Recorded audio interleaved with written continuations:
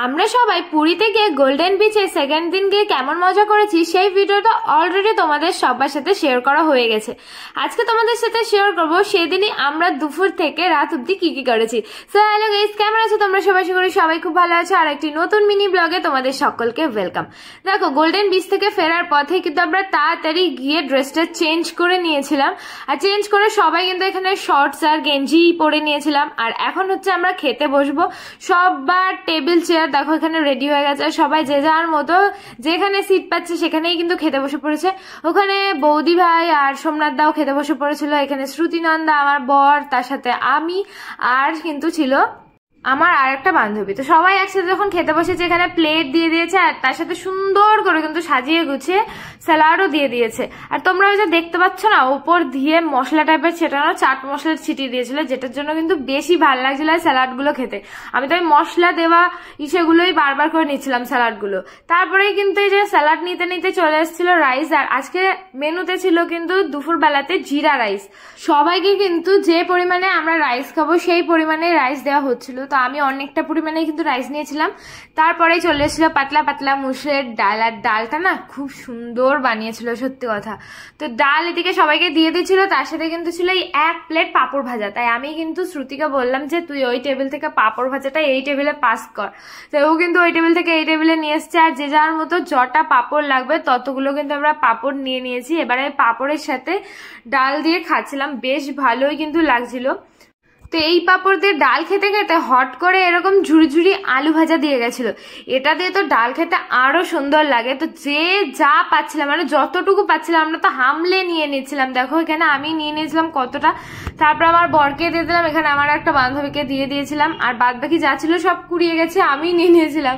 তারপরে ওই পাঁপড় তার সাথে এই আলু ভাজা ভালো করে ডাল ভাতের সাথে মিক্স করে কিন্তু আমি খেয়েছি, খুব সুন্দর হয়েছিল। তো এই ডাল ভাত খেতে খেতে কিন্তু সবার জন্য এখানে কিন্তু এক পিস করে মাছও চলে এসেছিল। আর আমি মাছগুলো দেখে ভাবছিলাম যে মাছগুলোর সাইজগুলো বেশ বড় বড়ও ছিল। ওখানে সবাইকে কিন্তু প্লেটে মাছ দিয়ে গেছে। তারপরেই কিন্তু এখন দিয়ে যাচ্ছিল মাংস, কারণ মাংসটা টেবিলে রাখার আর জায়গা ছিল না, তাই সবার প্লেটে প্লেটেই কিন্তু মাংস দিয়ে গেছিল। আর মাংসটা না সত্যি কথা দারুণ টেস্টি হয়েছিল, মানে হেভি সুন্দর বানায় আর কি। আগের দিন রাত্রেবেলাতে যেদিন আমরা এসেছিলাম সেদিনকেও কিন্তু রুটি আর মাংস খেয়েছিলাম। মাংসটা খেয়ে জাস্ট আমরা সবাই দিওয়ানা হয়ে গেছিলাম মাংসের, এত সুন্দর মাংসটা রান্না করেছিল।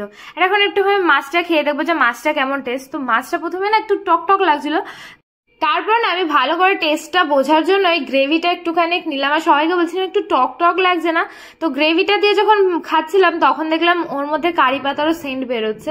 তো কারি পাতা দিয়ে তরকারিটা করা ছিল।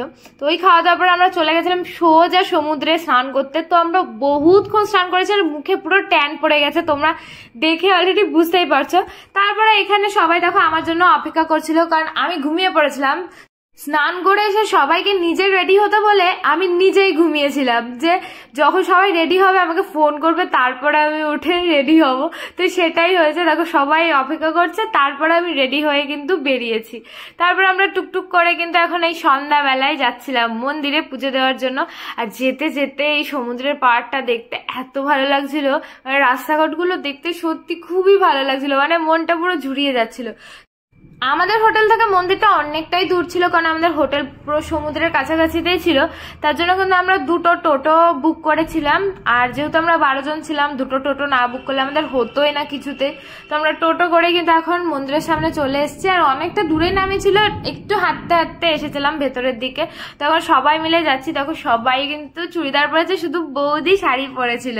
আমরা কিন্তু এখন মন্দিরের সামনে দেখতেই পাচ্ছ চলেই এসছি। আর মন্দিরটা দূর থেকে দেখতে এত ভালো লাগছিল, মনে হচ্ছিল যে কতক্ষণে মন্দিরের ভেতরে যাব। তো আমরা এখন রাস্তা পার হয়ে মন্দিরের সামনে চলে এসেছি। আর এখানে দাঁড়িয়ে কিন্তু প্রচুর ফটো তুলেছি, বাট এই আলোগুলোর জন্য না ফটোগুলো একদমই ভালো আসছিল না। তাও কি করব, মন্দিরে এসেছি প্রথমবার, তুলতে তো হবে ফটো, তাই না? তো সবাই মিলে দাঁড়িয়ে কিন্তু এখানে সেলফি তুলেছি। আর আমাকে আজকে কেমন লাগছে অবশ্যই কিন্তু তোমরা কমেন্টস করে জানাবে। অবশ্য আমার মুখটা অনেকটা কালো হয়ে গেছে, সমুদ্রে স্নান করে পুরো ট্যান পড়ে গেছে। তাও তোমরা কিন্তু অবশ্যই কমেন্টস করে জানাবে যে এই লুকটাতে আমাকে কেমন লাগছিল। তো এবার কিন্তু আমরা হাঁটতে হাঁটতে চলে আসছিলাম মন্দিরের সামনের দিকটাতে, কারণ আমরা পেছন দিকে নেমেছিলাম। আর যেতে যেতে না বহুত ছোট ছোট মন্দির পড়ে, যেগুলো এখন আপাতত বন্ধ রয়েছে, কারণ বিকালবেলা কিংবা সকালবেলার দিকে খোলা থাকে। তো আমরা যাচ্ছিলাম, আর এই মন্দিরটার ওপরে দেখো পুরো সাদা রং করা। আর বাইরে দিয়ে দুটো বড় বড় ঘোড়া ছিল, বাট ওটা বন্ধ ছিল, তার জন্য আর দেখাতে পাইনি। তো যাওয়ার সময় এইটাও আর একটা মন্দির পড়েছিল, আর সামনে দেখতে পাচ্ছ ওটা আর একটা মন্দির ছিল, বাট ওটার আলো পুরো অফ ছিল, তাই আমি তো মন্দিরের মধ্যে কি ঠাকুর আছে দেখতেই পাইনি, কিন্তু ওপরে দুর্গা প্রতিমা দেওয়া ছিল। তো আস্তে আস্তে দেখি এই ওপরের পতাকাগুলো দেখতে এত সুন্দর লাগছে। আর এই চক্রটা না তুমি যে দিক থেকে দেখবে মনে হবে পুরো সোজাই, মানে এত সুন্দর লাগে দেখতে। আর হাওয়াটা যেদিকে দেয় ঠিক তার উল্টো দিকে পতাকাটা ওড়ে। তো ওই দেখছিলাম আর ভাবছিলাম ইস একটু মিস করে গেছি, যদি বিকালের দিকে না ঘুমিয়ে চলে আসতে পারতাম তাহলে ওই পতাকা লাগানোটা আমরা দেখতে পারতাম। বাট কি আর করা যাবে, আমরা তো ঘুমিয়ে পড়েছিলাম স্নান করে, তাই আমরা বিকালে টাইম আর পাইনি, সন্ধ্যাবেলাতেই এসেছি। আর এসে এই যে রথের কাছে চলে এসেছি, রথটাতে এখন প্রণাম করলাম। আর দেখতেই পাচ্ছ রথটা পুরো কাঠের তৈরি, এত নিখুঁতভাবে বানানো। প্রত্যেক বছর নাকি রথ বানানো হয়, তাই আমরা সকলে কিন্তু এই সুযোগটা মিস করিনি, তাড়াতাড়ি গিয়ে কিন্তু রথের কাছে প্রণাম করে নিয়েছি। আর এই যে আমার বড় গেছে এখন প্রণাম করতে, আর আমি ভালো করে ছবিগুলো তুলছিলাম, কারণ এক একটা জিনিস আমার এত নিখুঁত লাগছিল আর এত ভালো লাগছিল। মন্দিরের ভেতর তো যেহেতু ফোন অ্যালাউ নেই, তাই আমরা ভিডিও আর করতে পারিনি, ফোন জুতো সব বাইরে খুলে রেখে আমরা গেছিলাম পুজো দিতে। তো আমরা পুজো দিতে ঢুকেছিলাম 7টায়, আর মন্দির যেহেতু আরতি চলছিল তাই আমরা পুজো দিতে পেরেছি 10টা সাড়ে 10টায়। তো ওখান থেকে ভোগ খেয়ে বাড়ি আসতে আসতে প্রায় 12টা বেজে গেছে। আর বাড়ি এসেই আমরা তাড়াতাড়ি করে কিন্তু রেডি হয়ে ফ্রেশ হয়ে এখন চলে এসেছিলাম নিচে। আমরা না সত্যি কথা খুব ভালো সার্ভিস পেয়েছি, এত রাত্রেবেলা তো আমাদের জন্য খেতে দেবে বলে ওরা জেগে বসেছিল, এটাই আমাদের খুবই ভালো লেগেছে। তো রাতের মেনুতে কিন্তু এখানে ছিল রুটি, তার সাথে ছিল আলুর তরকারি, একটু পোস্ত পোস্ত মতো লাগছিল, বাট আলুর তরকারিটা কিন্তু হেভি সুন্দর হয়েছিল, মানে কি দিয়ে বানিয়েছে আমি নিজেও বুঝতে পারবো না। আর এর সাথে কিন্তু ছিল পনির বাটার মশালা। তো আমি ভাবছিলাম আমাকে কতক্ষণে পনির বাটার মশালাটা দেবে, আর আমার বর তো পনির খায় না, তাই ওকে শুধু ওই আলুর তরকারিটাই দিয়েছিল। আর এদিকে রুটির সাথে স্যালাডগুলো খেতে যা সুন্দর লাগছিল না, কারণ আরো উপর দিয়ে চাট মশলা ছাড়ানো ছিল। আর ওই যে ছোট্ট ছোট্ট মৌসুমি লেবু মতো দেখতে পাচ্ছ, ওটা কিন্তু ওখানকার মৌসুমি লেবু না, ওটা ওখানকার পাতি লেবু। এত পরিমাণে টক কি আর বলবো, মানে হেভি সুন্দর লাগছিল ওই লেবুগুলো খেতে। তারপরে কিন্তু ওই পনির বাটার মশলা দিয়ে দিয়েছে, আর এখন আমি সেটাই বসে বসে খাচ্ছিলাম। আর আমার বরকে বলেছি তুমিও নাও, কিন্তু পনিরগুলো তুলে দিয়ে দাও কাউকে, কারণ ওই যে গ্রেভিটা ছিল মাটর দিয়ে বানানো সেটা কিন্তু খুব টেস্টি হয়েছিল। তো খাওয়া দাওয়া কমপ্লিটের পরে সবাই আমরা এখন বসে বসে গল্প করব, কিন্তু নিচে বসে তো এত রাত্রেবেলা গল্প করা যাবে না, কারণ নিচেও সবাই ঘুমাবে। তাই কিন্তু আমরা চলে এসেছি ওপরে সোজা কুন্তল তাদের রুমে, কারণ এই রুমে বসে আমরা এখন গল্প করব। আমরা প্রত্যেক দিন প্রায় 2-3টার সময় ঘুমিয়েছি, সবাই মিলে একসাথে হলে যা হয় বুঝতে পারছো, বন্ধু বান্ধবরা গল্পই হতে থাকে।